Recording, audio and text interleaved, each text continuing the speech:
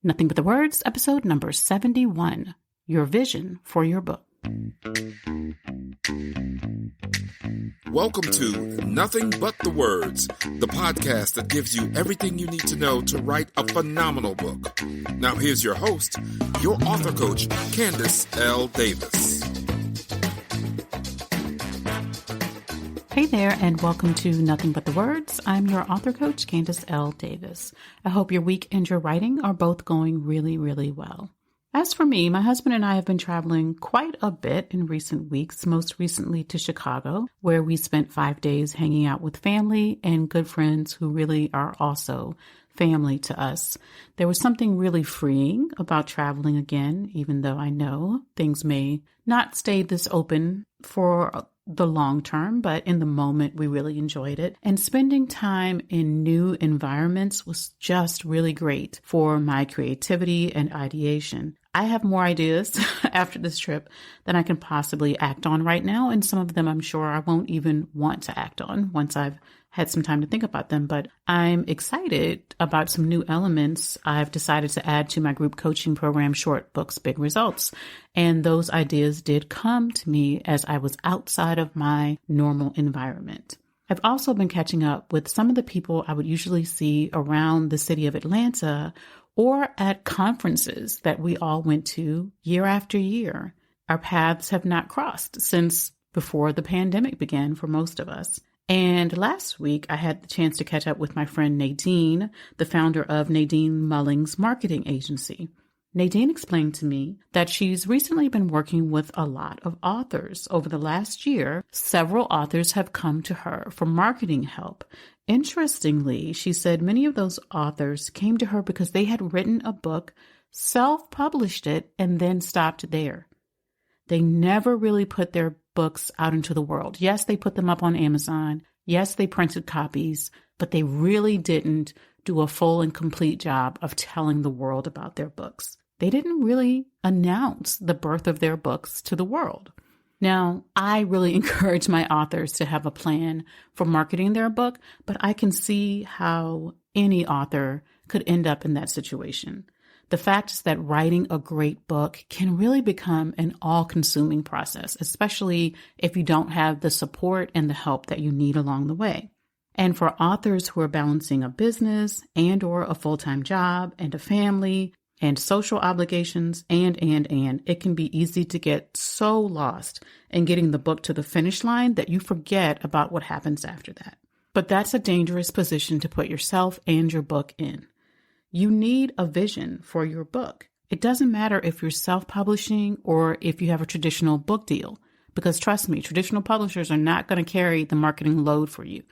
They're going to expect you to do it too, just like you would if you're self-publishing. So you need a vision for your book. Now, maybe you're a speaker and you know you want to use your book to get on bigger stages.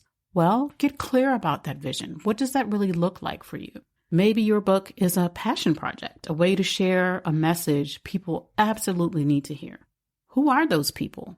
What's the message? How many of them do you want to reach? How will you reach them? It's up to you to decide what you want your book to do in the world. Writing your book requires such an investment of your time and your creativity. It's really easy to get caught up in that process and forget about the end game. But what's your vision for your book? Without a vision for your book, it's really easy to find yourself in the position of so many authors who do all the hard work of writing a phenomenal book and then fall off of the project. They don't let anyone know about its existence, but you don't have to be in that position. Instead, I suggest you right now, wherever you are in the process of writing your book, write the vision for your book too. A great way to start designing your vision for your book is to start with your purpose. What's your purpose? And here I mean your purpose, not necessarily your book's purpose. Now, purpose is a bigger discussion, of course, but I'll quickly say this. I don't believe any of us has just one purpose. I believe we all satisfy our most essential purpose simply by being. We are here to live life. Beyond that, I believe we have a purpose to connect with other people. And of course, your book can help you do that. We have a purpose to make life better for other people in some way, big or small. And that can happen an infinite number of different ways, and your book can be a part of that process. Your purpose may be to give people a respite from the difficulties of life, to make them laugh, for example. My husband works with a group of comedians who do a comedy tour right now about once a month because of the pandemic, but these comedians make life better for their audience. Every time they step on the stage and tell jokes and get people to laugh, that audience feels a sense of fun and joy and diversion from the problems of their lives. That, to me, is a purpose worth fulfilling. Your purpose may be to give people hope. Part of your purpose may be to help women earn the salary they deserve, or to help people with chronic diseases live a healthier and more joyful life. It may be to help people learn how to better manage their finances or prepare meals they can enjoy around the table with their families, to help kids get into college, or to help people grow from their trauma. These are all worthy purposes, and none more worthy than the next. I believe creating laughter in life is just as important as helping people overcome the obstacles that they face. Your book can help you fulfill any purpose you might have. Now, maybe you're thinking your purpose and your book idea aren't really in alignment with each other. Then I would suggest, if this is the book you're really committed to writing, and it may well be, then I would suggest you look at it the other way around. Take your purpose that you have in mind as your purpose out of the picture. What purpose could your book help fulfill? Take the action to write the book and allow that book to move you towards a new purpose. As you craft your vision for your book, ask yourself, what are my core values, and how can my book help me live those values? If you value security, for example, and you want to write a book that helps people earn more money so they can have financial security, that's your value. That's what you place a priority on. What do you want your book to do in the world? How many people do you want your book to reach? Where are they? What do they need? Who are these people? And what value will they get from your book? A year after it's published, what positive impact will your book have made?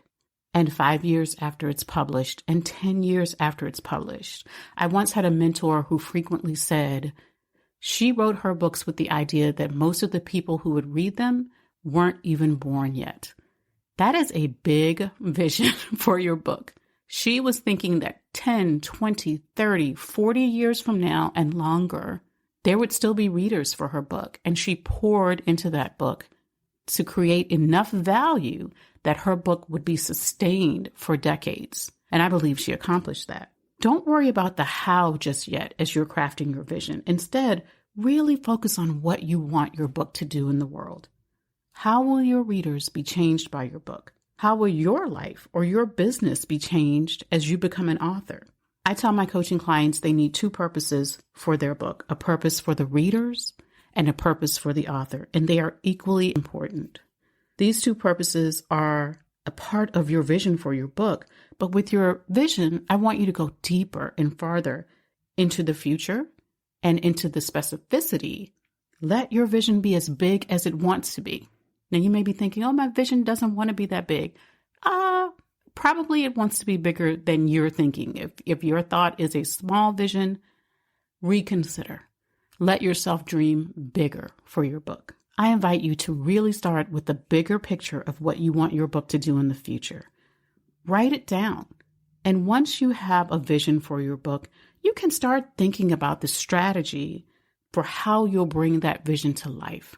But remember, you don't have to know every step.